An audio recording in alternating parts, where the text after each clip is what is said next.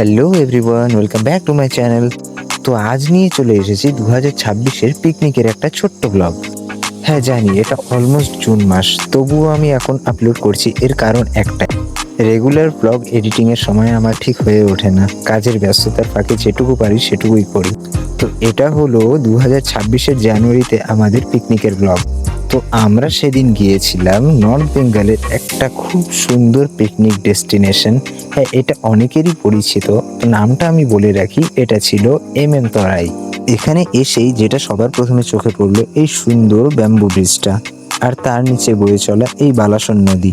শীতের সময় হওয়ার কারণে সে সময় নদীতে ছিল জল একদমই কম, কিন্তু বর্ষার সময় এই নদীর এক অন্য রূপই চোখে ধরা পড়ে।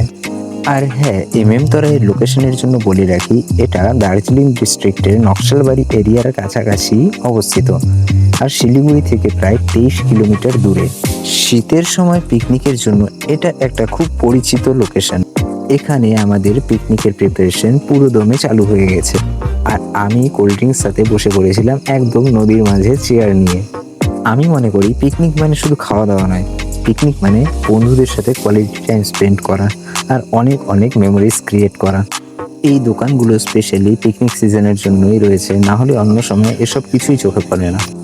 সো নেক্সট টাইম যদি তোমরাও কেউ শিলিগুড়ি বা নর্থ বেঙ্গলের আশপাশে বাজেট ফ্রেন্ডলি কোনো পিকনিক স্পট খুঁজে না পাও, তাহলে ডেফিনেটলি তরাইয়ে একবার ভিজিট করতেই পারো। তো বন্ধুরা, এই ছিল আমাদের জানুয়ারি 2026 তরাই পিকনিক ব্লগ। ভিডিওটা ভালো লাগলে লাইক, শেয়ার আর সাবস্ক্রাইব করতে একদমই ভুলো না। তোমরা খেয়ে আমার ভিডিও কোথা থেকে দেখছো, let me no in the comment section. So friends, that's all for today.